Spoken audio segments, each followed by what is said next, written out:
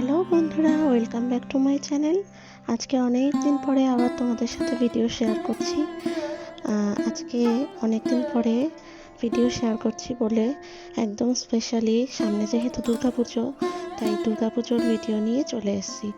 তবে ঠাকুর নয়, আজকে এনেছি কাশফুলের ভিডিও নিয়ে। তোমরা জানো কিছুদিন আগে আমরা তারাপীঠ গেছিলাম।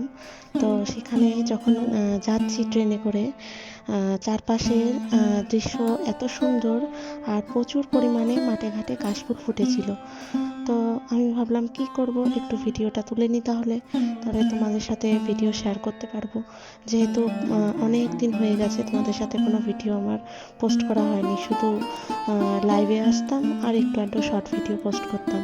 তো আজকে তাই তোমাদের সাথে কাশফুলের ভিডিও শেয়ার করব বলে চলে এসেছি। ভীষণ সুন্দর প্রাকৃতিক পরিবেশ ছিল সেখানে, নদী, ছোটোখাটো আর কি নদী, আর প্রচুর পরিমাণে কাশফুল, যেদিকে চোখ যাচ্ছে শুধু কাশফুল আর কাশফুল।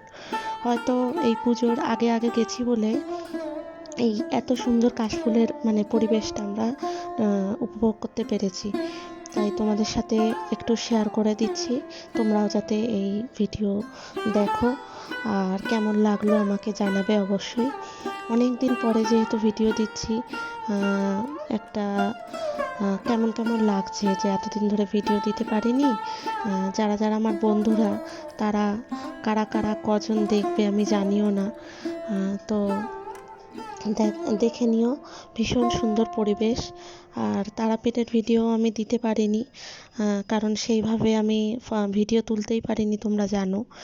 তো এই ভিডিওটাই তোলা ছিল আমার ফোনে, তাই একটু তোমাদের সাথে শেয়ার করে দিলাম। আর সামনে দুর্গাপুজো আসছে, কার কীরকম কাটলো সেটা আমাকে অবশ্যই কমেন্ট করে জানাবে।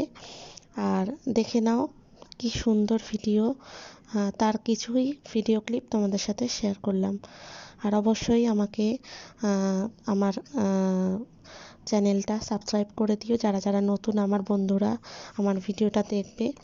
আর আমাকে কমেন্ট করে জানিও কেমন লাগলো, আর অবশ্যই একটা করে লাইক বাটনে প্রেস করে দিও।